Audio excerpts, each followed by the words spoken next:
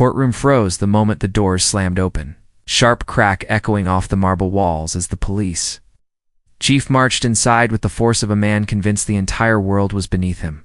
Cameras whipped toward him, reporters jolted upright, and a ripple of startled whispers swept through the gallery.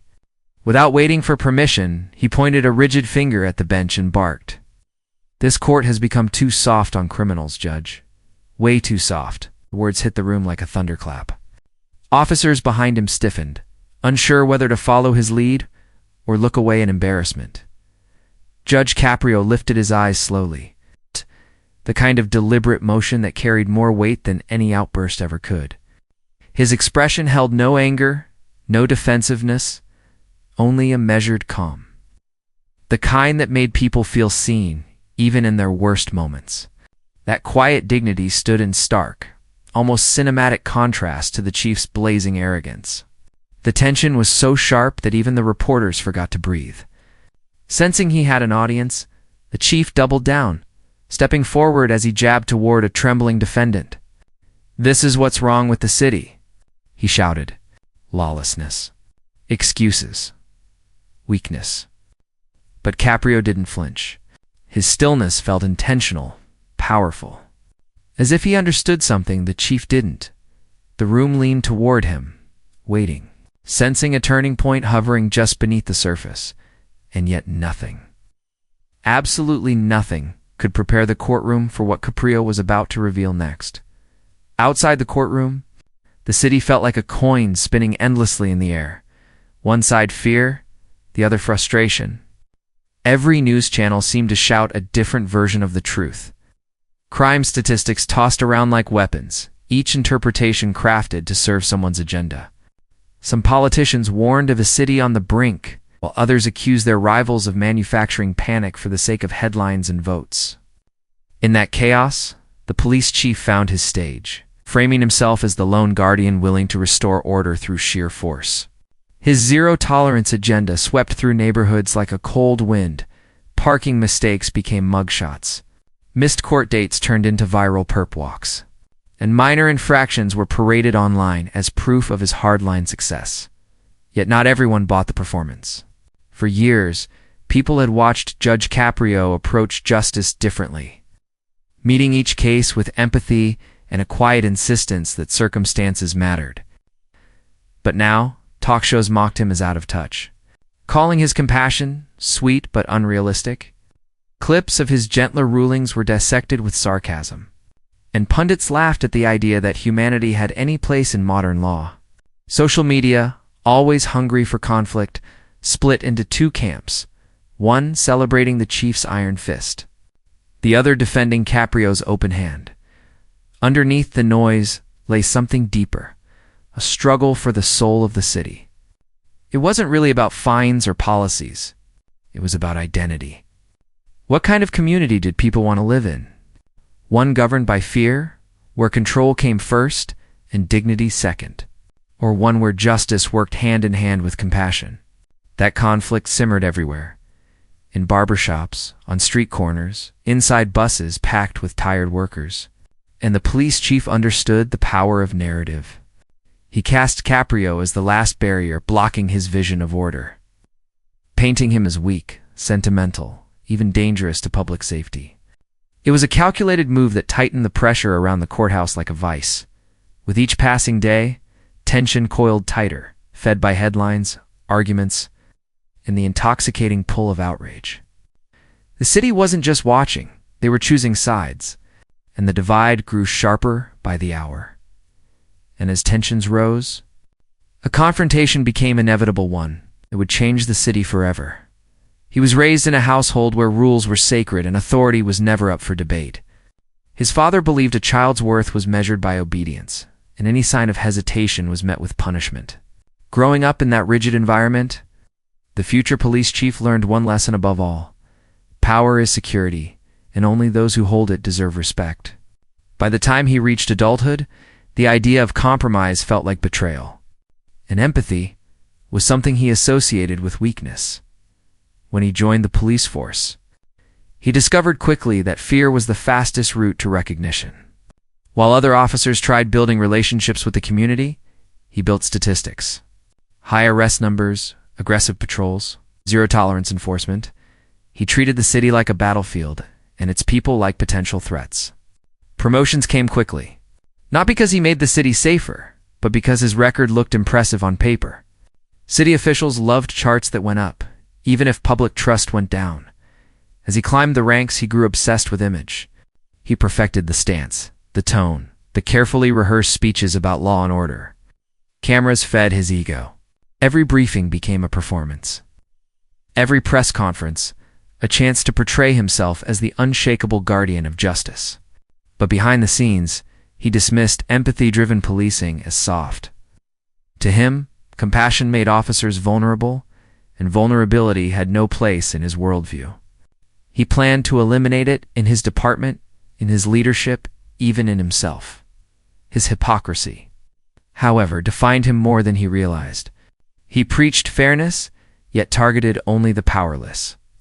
He claimed neutrality, yet selectively enforced laws, depending on whether the outcome benefited his political ambitions. He publicly condemned corruption, but privately used influence to bury complaints filed against him.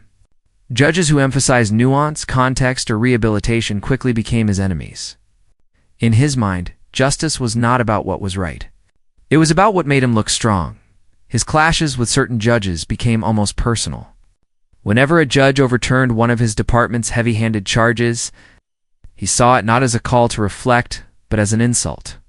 And when Judge Caprio's name began circulating, a man known for patience, fairness, and humanity, the chief felt threatened. Caprio represented everything he despised: compassion, understanding, and a belief that authority should serve people, not dominate them. He convinced himself that confronting Caprio would be his defining moment, the scene that cemented his reputation as the ultimate defender of order. In private, he even rehearsed it, imagining headlines, praise, and applause. But what he could not see was how transparent his hunger for control had become. How easily others recognized that his commitment to justice was little more than a mask for ambition. He believed he was preparing for victory. He didn't realize he was walking straight into his downfall. But what he didn't know was that Caprio had seen leaders like him before and knew exactly how they fall. Judge Frank Caprio's story begins. Far from the glare of courtrooms and cameras, in the modest streets of an immigrant neighborhood where every day was a lesson in resilience, his parents arrived with little more than hope, their hands calloused from work, their hearts full of faith that their children could rise higher than they ever had. From his father, young Frank learned that kindness was not a luxury, but a responsibility. Respect every person, his father would say, even when the world doesn't return it. Those words became the foundation of a life defined not by authority, but by service. Growing up, Caprio watched ordinary people wrestle with systems that were supposed to protect them, only to see those systems crush them instead. Neighbors lost homes over clerical errors. Immigrants struggled under rules they barely understood. And children felt the weight of mistakes they did not commit. These observations left a mark, a conviction that justice without humanity was empty, that the law was only as honorable as the hearts behind it. From a young age, Caprio understood that fairness required more than adherence to rules. It required empathy, understanding, and courage. When he ascended to the bench, Caprio carried these lessons with him. Day after day, he treated each defendant not as a case number, but as a human being with a story, a struggle, a family depending on them. Whether a teenager overwhelmed by circumstance, a single parent juggling survival, or a veteran navigating life after service, Caprio listened. He forgave fines when families were feeding children, offered second chances when circumstances demanded compassion, and praised acts of courage that had gone unnoticed by the rigid systems surrounding him. These acts, simple yet profound, became his signature. A mother crying over a minor ticket left relieved, a frightened teen leaving the courtroom with renewed confidence. Veterans acknowledged for their service, each instance a quiet rebellion against a culture that prized punishment over humanity. The public noticed. Stories of Caprio's judgments spread, first locally then nationally. He became a figure people trusted, a symbol of a justice system that could still reflect the dignity of those it served. But every hero attracts scrutiny. Authoritarian figures, those invested in spectacle and fear, resented his approach. They saw patience as weakness, empathy as an obstacle to control. Caprio's reputation, celebrated by communities, made him a target for those who equated authority with dominance rather than service. Yet he remained undeterred, knowing that each compassionate decision reinforced the foundation of a justice system grounded in trust and respect. The courtroom became a stage for Caprio's quiet revolution. His calm demeanor, unwavering fairness, and deep humanity created moments that left witnesses, defendants, and spectators alike changed. People left his courtroom feeling seen, understood, and dignified. A rare outcome in a system often criticized for its cold efficiency. That emotional resonance became the heartbeat of his public image, a hero defined not by confrontation, but by the power of conscience and the courage to act with integrity. And in that same courtroom, where empathy had always guided his gavel, that compassion was about to become the chief's greatest nightmare. The courtroom felt heavier than usual, as if the tension itself had taken a seat among the spectators. Cameras clicked softly. Officers lined the back wall, arms crossed. The police chief stood at the podium like a man preparing for battle, a thick stack of case files under his arm. He didn't waste a second. "This," he said, slamming the first file on the table, "is what happens when a judge becomes too soft. When discipline dies, chaos walks through the door." His voice echoed. He flipped open page after page, pointing at citations, missed fines, reduced penalties. "Weakness," he repeated, "creates criminals." Griebeled. A few officers nodded along, but others shifted uneasily. Judge Caprio didn't react. He simply folded his hands, his posture calm, almost gentle, as if the storm in front of him couldn't touch him. When the chief paused for breath, Caprio looked up. "Chief," he said quietly, "may I ask you something?" The chief gave a stiff nod. Caprio leaned forward. "How many of these people," he tapped a file, "missed their court date because they were dangerous? And how many simply couldn't afford a babysitter, or a car repair, or a day off work without losing their job?" The chief blinked, thrown slightly off balance. "It doesn't matter why they broke the law," he snapped. "A violation is a violation." "But the reasons," Caprio replied softly, "tell us whether we're dealing with a threat or a struggle." A faint murmur moved through the room. Two officers exchanged glances. A reporter raised her eyebrows, sensing a shift in momentum. The chief's jaw tightened. "Judge, you're letting excuses override responsibility," New Caprio responded.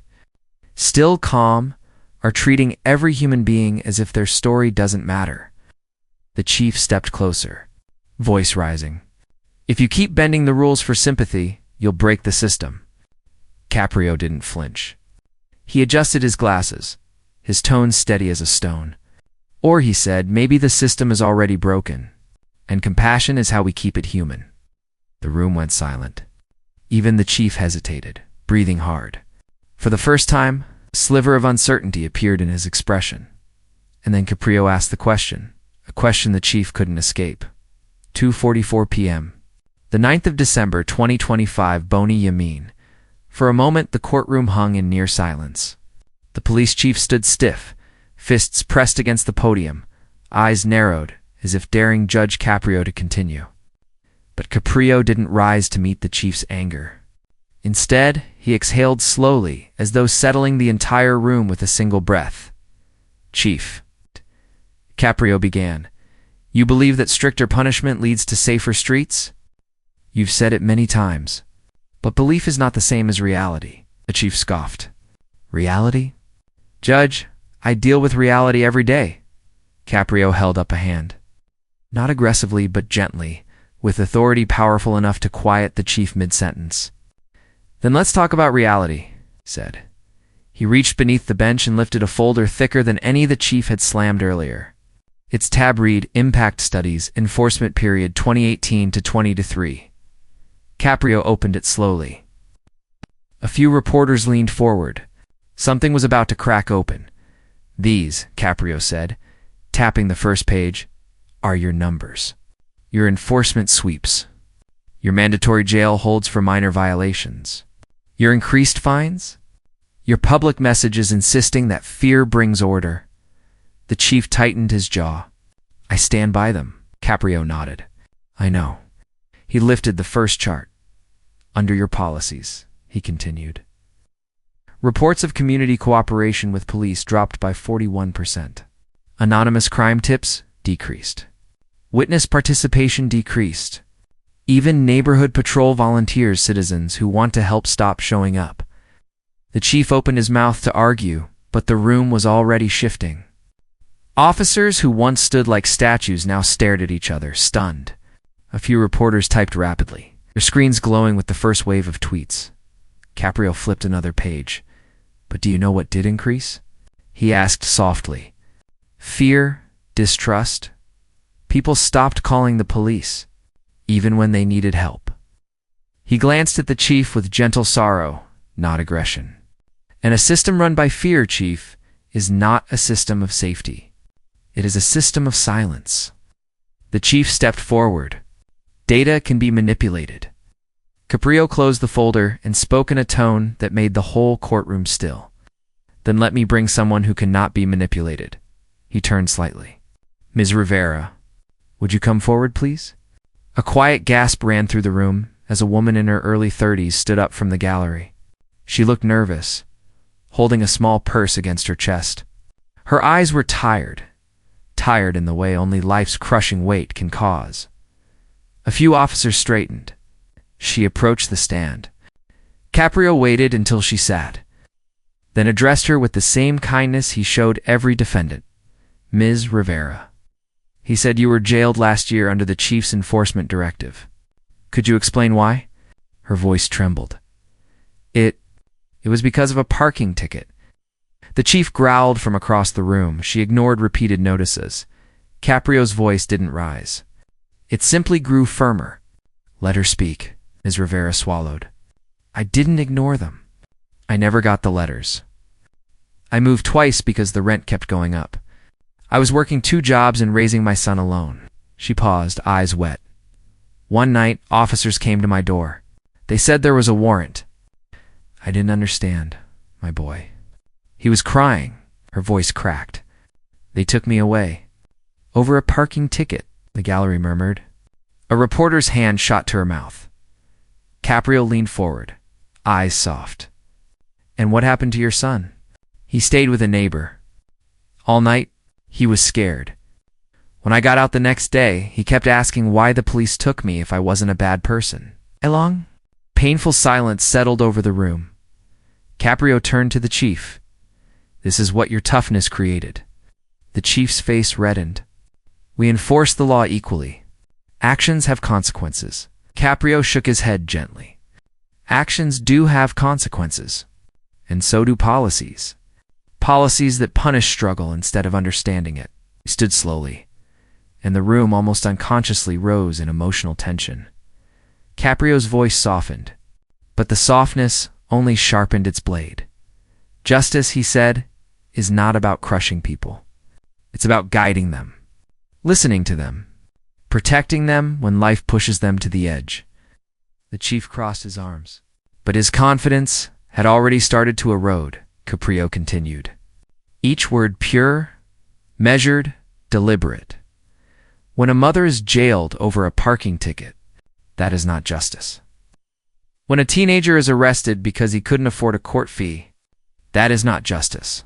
When the community fears its protectors more than its criminals, that is not justice." Officers shifted uncomfortably.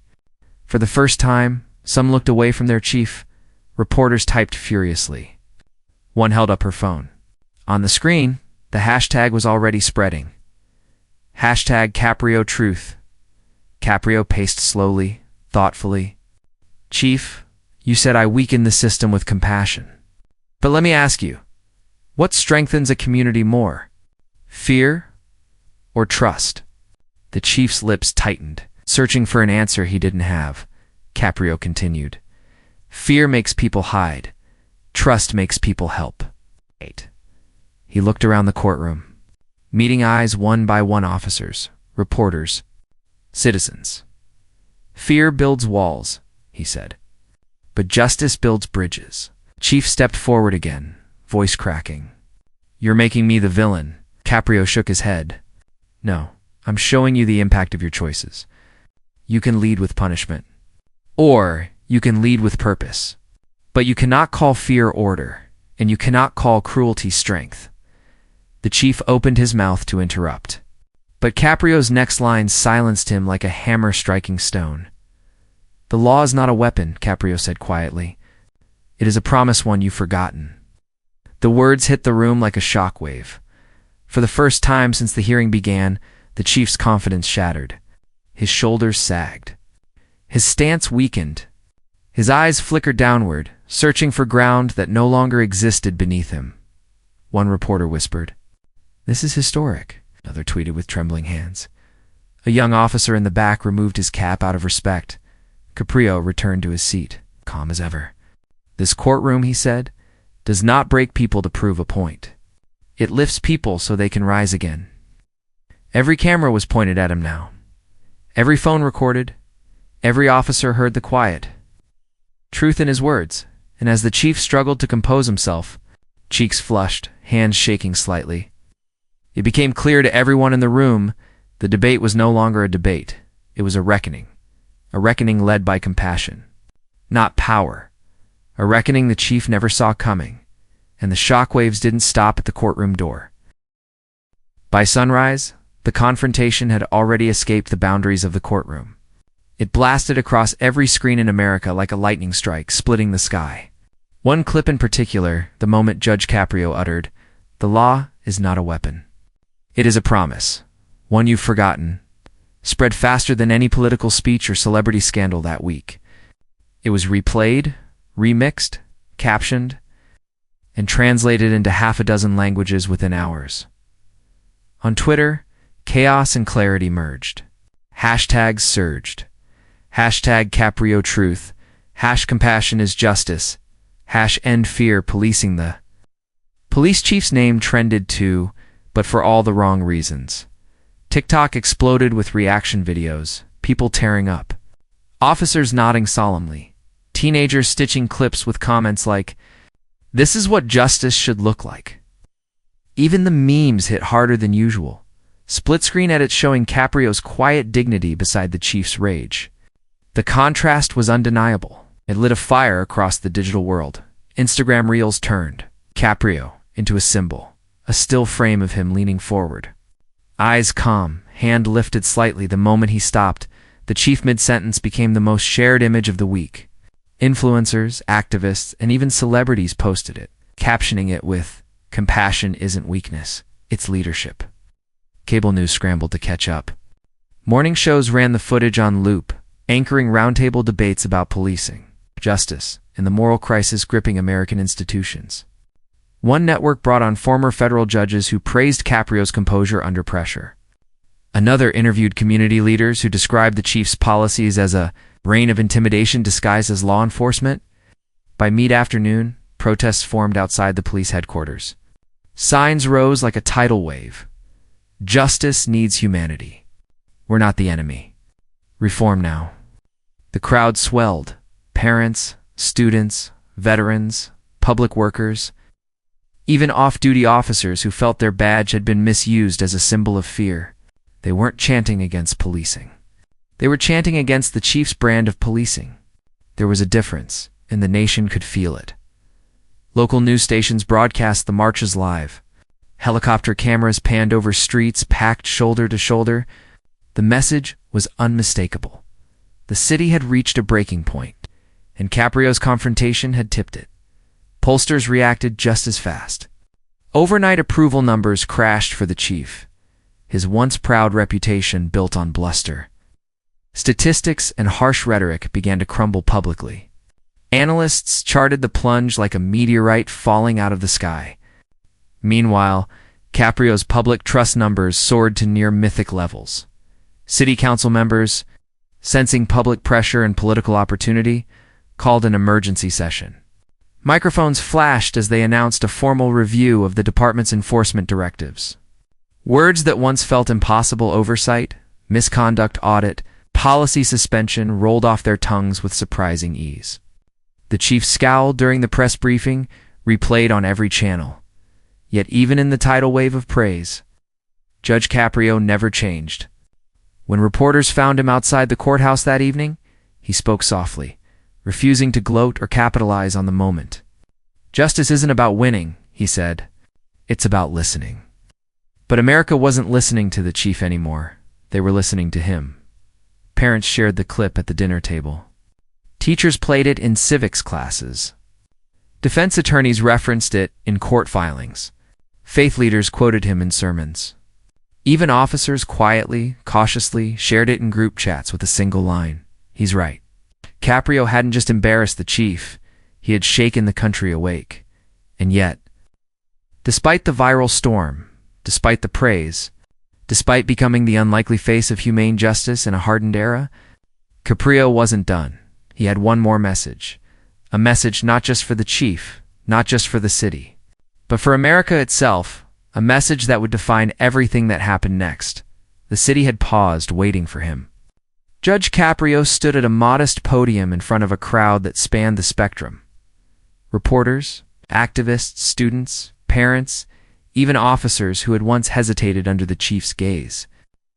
Cameras captured the quiet authority he carried, the calm that had defined every moment of the confrontation. When he spoke, it was neither to gloat nor to triumph. It was to illuminate, to teach, to remind. "Justice," he began, his voice steady but warm, "is not a ledger of punishments. It is a promise to protect, to guide, and to lift every person entrusted to our care." Eyes followed him, rapt. Every pause, every inflection seemed intentional, designed to pierce the noise of fear and authority that had dominated the city for so long. He spoke of dignity, of fairness, of the humanity that must form the backbone of every decision. "Authority without compassion," he said, "is tyranny masquerading as law. Rules alone do not create justice. Understanding, empathy, and courage do." The crowd nodded, some silently, some wiping away tears. Words he had spoken in the courtroom now reverberated across the city through live streams, tweets, and news reports. Echoing far beyond the immediate gathering, Caprio reminded everyone that the law exists not to crush the vulnerable, but to protect them. He told stories, quiet examples of lives uplifted by fairness, of mistakes turned into lessons, of fear replaced by trust. "When we wield power over others without care," he said, "we build walls. When we wield it with purpose, we build bridges. And bridges last far longer than walls ever could." He spoke about strength and kindness, a principle often lost in a culture that equates power with intimidation. "Compassion is not weakness. It is the most resilient form of leadership," he told the gathering. "Those who believe otherwise will never understand the true measure of influence or justice." By the time he finished, there was no cheering, no applause. The impact was quieter, deeper, a weight of reflection, a hum of realization running through the crowd. People left with their own understanding of what it meant to wield authority responsibly, to measure success not by fear or obedience, but by the dignity left intact. And as the cameras zoomed out on Caprio's serene face, as the city absorbed the lesson that would ripple through generations, he concluded softly, almost to himself, almost to the nation. The story comes full circle.